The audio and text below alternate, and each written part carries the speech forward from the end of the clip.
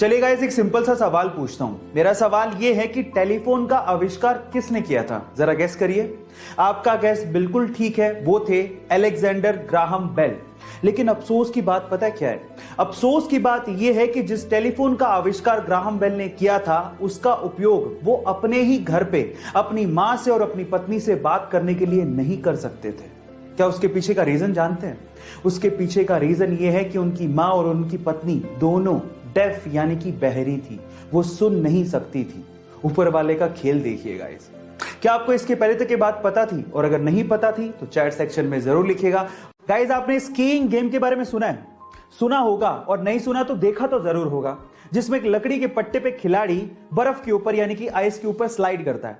अब ये एक इंडियन गेम तो नहीं है, लेकिन अगर मैं आपसे सवाल पूछूं कि वो कौन सी पहली भारतीय महिला है जिसने इंटरनेशनली भारत को पहली बार कोई पदक दिलाया हो स्कीइंग में, क्या आप जानते हैं? चलिए मैं आपको बताता हूं। उस महिला का नाम है आंचल ठाकुर, जिन्होंने 21 वर्ष की उम्र में सन 2018 में इंडिया को पहली बार स्कीइंग में कोई इंटरनेशनल पदक दिलाया, और वो भी ब्रोंज मेडल उन्होंने अपने नाम किया था।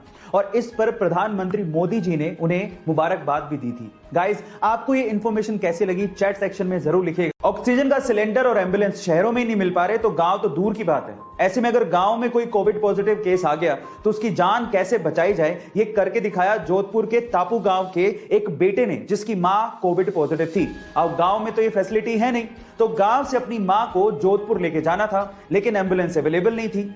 अब उसने बजाय हिम्मत हारने के अपना दिमाग लगाया और जुगाड़ ऐसा किया कि उसने अपनी पहले पिकअप उठाई और अपने जानने वाले के यहां से ऑक्सीजन जनरेटर मशीन उठाई। अब वो मशीन तो चलती थी बिजली से, इसलिए उस बंदे ने एक जनरेटर किराए पे लिया और अपनी पिकअप के पीछे बांध लिया और उसी जनरेटर के थ्रू ऑक्सीजन जनरेटर मशीन को चलाए रखा पूरे रास्ते, और अपनी मां को गांव से जोधपुर के बढ़िया अस्पताल तक पहुंचाया और अपनी मां की जान बचाई।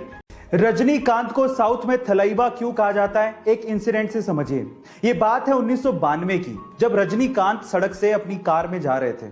अचानक से ट्रैफिक वाले ने वहां पर उनकी कार को रोक दिया और रजनीकांत को कहा कि आपको यहीं ट्रैफिक में ही इंतजार करना पड़ेगा, आधे घंटे में सीएम की गाड़ी आ रही है।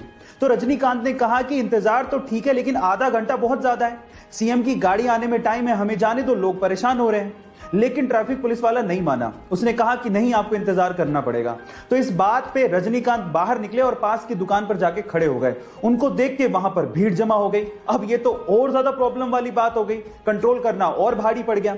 तो इस बात पे ट्रैफिक पुलिस वाला रजनीकांत के पास गया और उन्हें कहा कि प्लीज आप यहां से जाइए। तब रजनीकांत ने कहा कि यही तो मैं कह रहा था कि मुझे जाने दो भाई, इंतजार करना तो ठीक है, लेकिन आधा घंटा बहुत ज्यादा है। गर्मियों में रूम्स को ठंडा रखने के लिए एसी का इस्तेमाल सबसे ज्यादा किया जाता है और उसी वजह से ग्लोबल वार्मिंग की समस्या बढ़ते जा रही है।